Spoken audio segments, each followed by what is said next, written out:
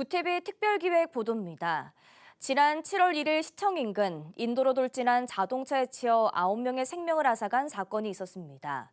이 사고로 고령 운전자의 능력 검증과 급발진에 대한 기술적 해결책이 필요하다는 문제가 대두되고 있습니다.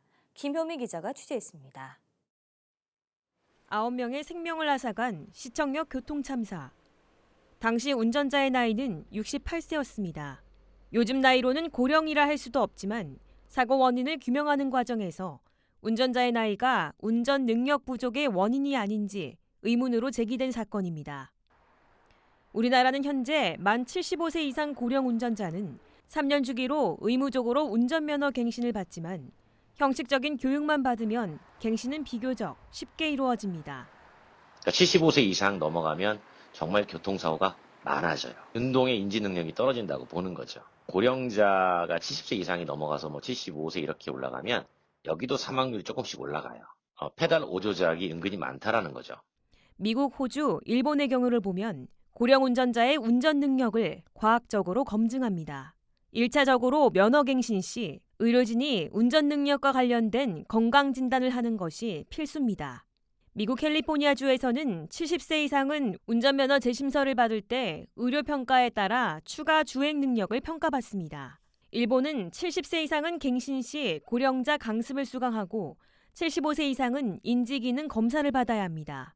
또 호주 뉴사우스 웨일즈주는 75세 이상자에게 매년 운전 적합성에 대한 의료평가와 운전 실기평가를 진행합니다. 반면에 우리나라는 제도적으로 허술합니다. 지금 운전면허 같은 경우는 75세 이상 같은 경우는 3년으로 제한을 해서 갱신 주기를 갖고 있는데 교육받으면 인터넷으로 받을 수 있고 의미가 없는 그런 갱신 제도로서는 지금 현재 고령 운전자를 사고를 걸릴 수 있는 방법이 없기 때문에 전문가들은 미국의 사례처럼 운전면허를 검사할 때 의료평가와 주행평가를 통해 고령 운전자의 실제 운전 능력을 세밀히 살펴야 한다고 강조합니다. 운전 적성 시험을 좀 더 까다롭게 만들어야 돼요. 운동 인지 능력이 떨어져요.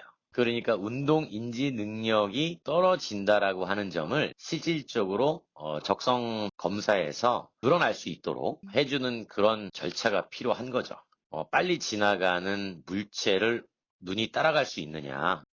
현재 우리나라는 고령 운전자에 대한 논의만 집중되고 있지만 운전 능력과 나이 관계없이 질병 등으로 인한 경우는 관과하고 있습니다.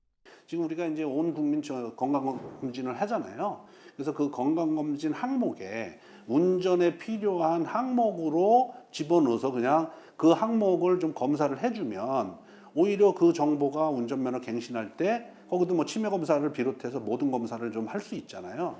문 교수는 고령 운전자뿐만 아니라 모든 연령대가 안전하게 운전하기 위해서 일본이 시행 중인 페달 조작 실수 시 가속이 억제되는 장치를 도입하는 것이 시급하다고 강조합니다. 안전운전을 위한 제도 마련은 고령자뿐만 아니라 모든 운전자들에게 있을 수 있는 의학적 검증이 보다 정밀하게 마련돼야 합니다. 구티비 뉴스 김효미였습니다.